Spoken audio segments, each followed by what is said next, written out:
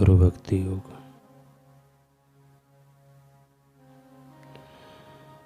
जो कोई मनुष्य दुखों से पार होकर सुख एवं आनंद प्राप्त करना चाहता हो, उसे सच्चे अंतःकरण से गुरु भक्ति योग का अभ्यास करना चाहिए।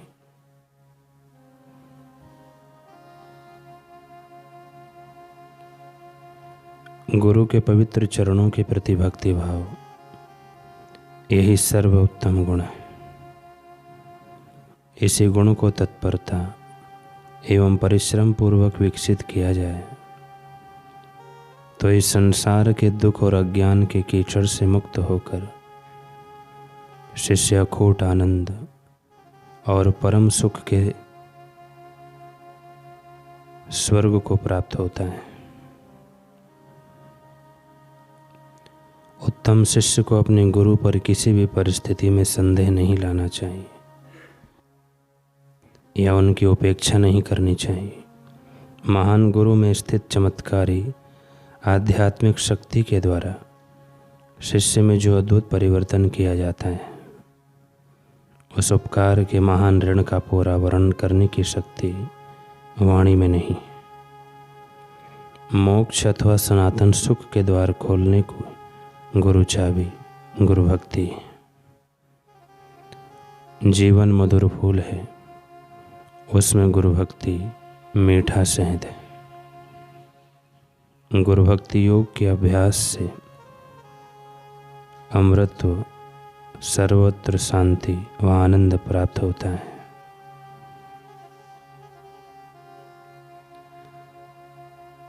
रविंद्रनाथ टैगोर जब अपने जीवन के अंतिम पड़ाव पर पहुंचे, तब उनसे किसी ने पूछा, महाराज, आपने तो साहित्य के जगत में सर्वश्रेष्ठ स्थान हासिल किया है। यहाँ तक कि पश्चिम के सबसे प्रसिद्ध कवि शैले भी आपके सामने खुद को बौना महसूस करते हैं। वे अपने पूरे जीवन काल में 2000 कविताओं की रचना की ही कर पाए हैं, लेकिन आप तो 6000 गीत समाज को देकर जा रहे हैं। निस्संदेह इन 6000 गीतों को पाकर संसार खुद को बहुत धन्य महसूस करेगा, इन्हें खुशी से गाएगा और गुनगुनाएगा। टैगोर जी भीगी आंखें उस व्यक्ति को देखते ही बोले,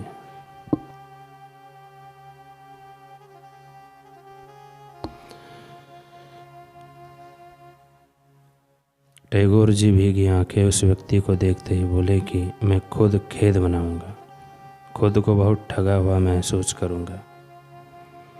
उस व्यक्ति ने हैरानी से कहा, पर ऐसा क्यों? टैगोर जी ने कहा, क्योंकि इन 6000 गीतों को लिखने के बाद भी मैं वह गीत नहीं गुनगुना पाया जिसे भारत के ब्रह्मवेता संत गुनगुनाते हैं। मैं उस गीत से वंचित ही रह गया जिसे मैं गाने के लिए आया था, जिसे गाने के लिए मेरा जन्म हुआ था।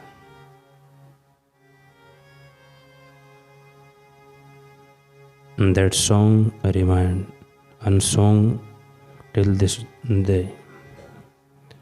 कितना गहरा पश्चाताप समाया है इन शब्दों में। एक दर्द है, एक तड़प है, मायूसी है। एक बार इस दर्द और सहने से बच जाएंगे। संसार से जाते समय अपने दिल पर यूं बोझ लिए नहीं जाएंगे। हमारा अंतःकरण मायूसी और अफसोस की कालिमा से आच्छादित नहीं होगा। जिस ब्रह्मवेता संत नहीं मिले वे तो अभागे ही हैं और वे सदैव अभागे ही रहेंगे जब तक उन्हें ब्रह्मवेता संत की छाया नहीं प्राप्त होती। परंतु ब्रह्म में विचरण करने वाले साधु महापुरुष प्राप्त होने पर भी यदि अपनी मान्यताओं और अपनी पकड़ को परिवर्तित नहीं किया तो अंतकाल तड़पता हुआ ही इस जीवन से विदा लगा। उसके हृदय पटल पर सदैव यही कलंक कालिमा आच्छादित करती रहेगी कि सद्गुरु मुझे दोनों हाथों से देते रहे, परंतु मैंने उनकी ओर मैंने उनकी भेंट को सदैव तिरस्कृत ही किया। काश मैंने उनके कृपा और करुणा को पहचान कर स्वयं को धन्य किया होता। हे साधना पथ के पथिक, सबसे उचित समय यही है कि जब तुम्हें सद्गुरु का सानिध्य प्राप्त हो, साधना का वातावरण उपलब्ध हो। यही सबसे अनमोल समय है।